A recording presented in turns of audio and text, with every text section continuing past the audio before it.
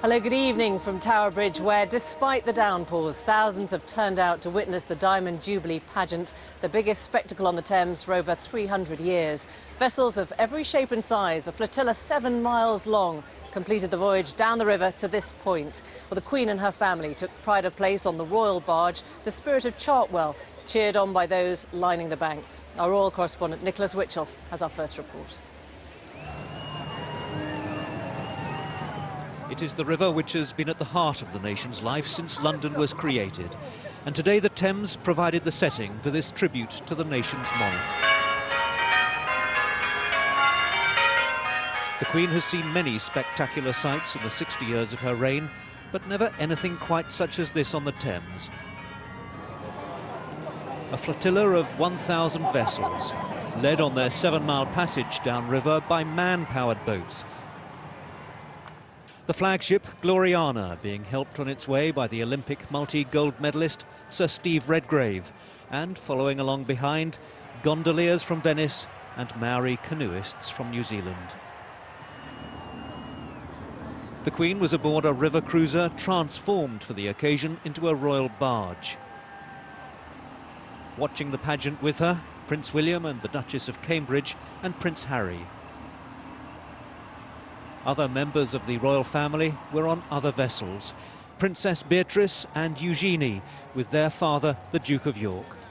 Also afloat on the river, the Middleton family, mother and father, and Kate's sister Pippa.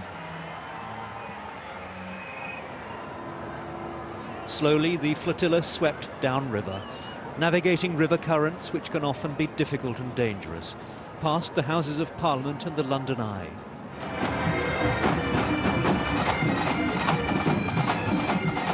Behind the man-powered vessels came boats of all shapes and sizes with all sorts of cargoes. Among them, some of the Dunkirk little ships with their echoes of service and self-sacrifice from the Second World War.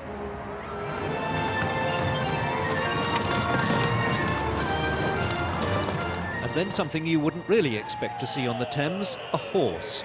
A wooden puppet horse, to be precise, from the award-winning play War Horse on the roof of the National Theatre. Not surprisingly, this was something that caught the Queen's eye. By now, the man-powered vessels were approaching Tower Bridge. The royal barge was making its way rather carefully under the Millennium Footbridge. It seemed rather a tight squeeze as the vessel headed on downriver. It's taken nearly 3 years to plan all of this. The weather hasn't really cooperated. The rain is coming down fairly steadily now. But in a funny kind of a way, it's made the whole event even more British. People, quite simply, carried on regardless. You know, we're British, we queue in the rain from 6 o'clock in the morning and we stand here watching thousands of ships go by and just to support our Queen and say thank you for being an amazing, amazing monarch. Yeah.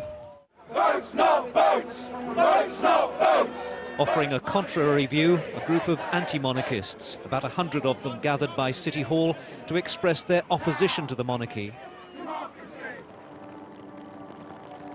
By now the weather had really closed in. The hundreds of thousands who'd lined the Thames to show their support and express their gratitude were getting drenched.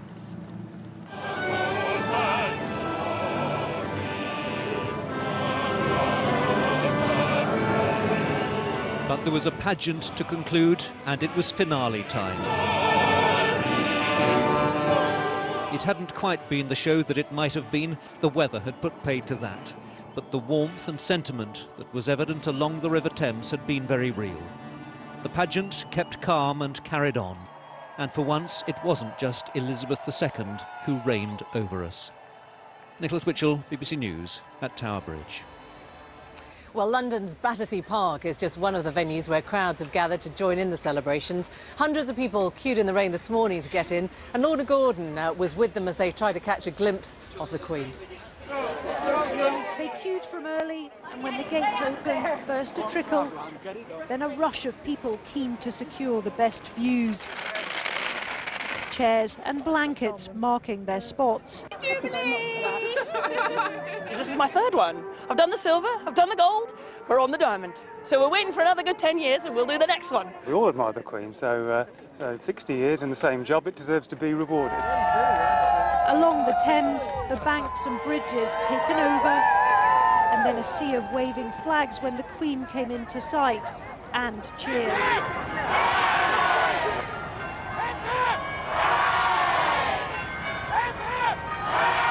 It's really cool because seeing all of the gold and all of the guns and that, it made it look really cool. This is the first royal occasion I've been to. I think it must have taken about 60 years to plan. It's incredible, incredible tribute. Such an effort that everyone's gone to. In places, the crowd was 10 deep. People grabbing any vantage point they could as the boats began to appear. We've got sort of a 3-day plan. Yeah. We're going to make the most of everything. We're going to go to Buckingham on Tuesday. We want to see it all. When I saw the Queen, I felt so excited. It's like I've never seen this before. It was quite exciting to see her in the driver's seat of the boat. It's really quite good, yeah. Telescopes, periscopes and cameras capturing this historic river pageant. And for those not able to get close to the water, there were other ways of joining in. Well, the Queen has now passed, but there are still hundreds of boats to go, and every single one of those boats gets a cheer. The crowd enthusiastic, good-natured and patriotic. An outpouring of affection along this famous and familiar river, lined with people joining together to salute the Queen. Lorna Gordon, BBC News, Battersea Park. Well, the celebrations, not just here in London, many thousands are holding their own street parties across the country. There have been over 9,500 road closure applications submitted for England and Wales alone. And our correspondent Chris Buckler reports from a big Jubilee lunch in North Yorkshire. Across the UK, it had been planned that this day of celebration would bring a nation and neighbours together. But to mark the Queen's Diamond Jubilee, people had to battle another great British tradition: the summer weather. I'm so glad that people have been put off by the rain. People have been baking for weeks by the looks of it, and they've really taken on the red, white and blue thing. 60 years ago in Albion Avenue in York, they held a street party to celebrate the coronation. Sylvia and Michael Fillingham were among the crowd then. And 6 decades on, they were back in the same place in honour of the same monarch. Coming out today and seeing what's gone on in the whole country, I just think it just tells people what we are and what we do in Britain. Here, as in so many streets across the country, there was an open invitation. This event about the community as well as the monarchy. So what do you think they're making of this party? Are they enjoying it? I think they're having a blast. I think they look like they're really enjoying it. I think they're a little bit wet maybe, but... People went out of their way to make this day feel special. This pub in Leicestershire was relaunched as a ship in tribute to Her Majesty. But big lunches planned for some streets were threatened by the weather. Not that it stopped the festivities here in Birmingham, they just moved them indoors. We decided yesterday at 2 o'clock that the weather was going to be awful and we needed to move in from the street to the house. And unfortunately it is my house, and here we are. Others made similar decisions. In Anglesey, what was to have been a beach party was held instead in the village hall. Although the sun did shine in some places, including parts of Scotland, where the tables were laid out for people to come together over a good Jubilee lunch. There have been quite a few odd sights, but in town centres, villages and individual streets, people have gone to a huge effort to prepare for today.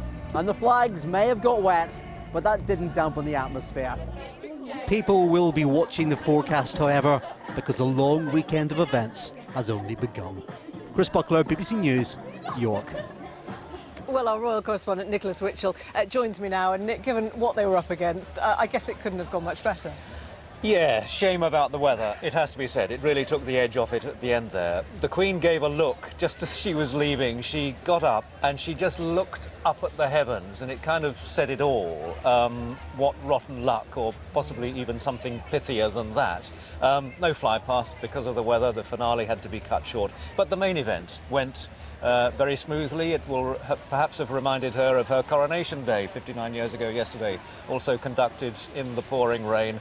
But I think, although she looked rather cold at times, I thought, she, I'm sure, will have been warmed by the enthusiasm of the crowds. Tens of thousands of people, hundreds of thousands of people, I would imagine, all the way along this 7-mile stretch of the river, waiting in the rain, and a real sense of people wanting to express their gratitude and their feelings towards her for what she's done. So I'm sure that she will have gone home encouraged, enthused perhaps by that, and the weather forecast, I think, is better for tomorrow and Tuesday. I hope so, anyway. You can bet. Blazing sunshine by Wednesday at any rate. Nick Witchell, thanks very much. So there you have it, a peculiarly British kind of success. The organisation and execution faultless, if only they'd been able to outsource the weather to the pageant master too.